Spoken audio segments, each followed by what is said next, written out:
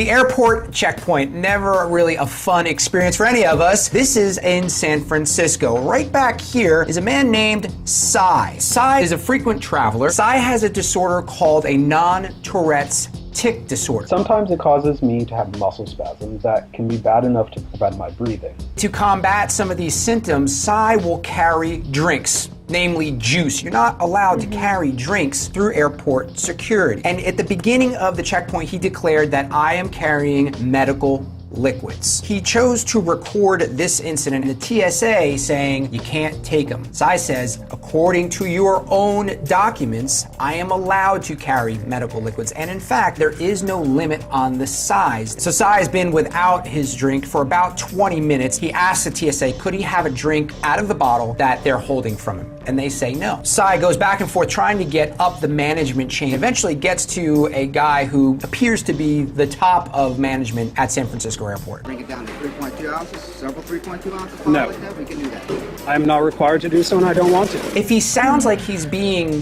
difficult, it's because he's had run-ins like this in the past. Well, and it sounds like he's done the research. And it doesn't sound like the TSA knows as much of their own policy as Cy does. This is interesting. He is allowed to take a drink. They hand it to him in one of those little cone paper cups. The guy is clearly shaking, spills half of it, and he asks, can I just drink it out of the bottle? You're denying me the ability to drink from a bottle. For what reason exactly? Okay.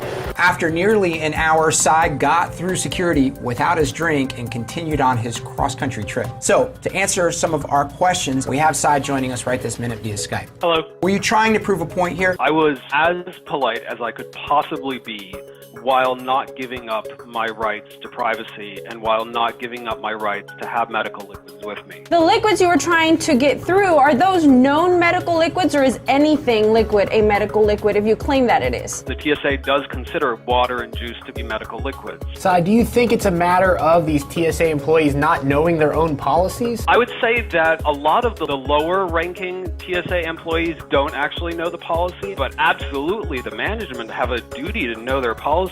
What happened after this incident? Were you able to drink your juice before you got really sick? I was not. Eventually, when I got on my plane, I got some ginger ale. The reason that I brought 3 liters of liquid with me is because I've had cases where I had to stay overnight in an airport before I have it with me. We contacted the TSA about this matter and asked them to comment, and they basically told us that they're looking into it.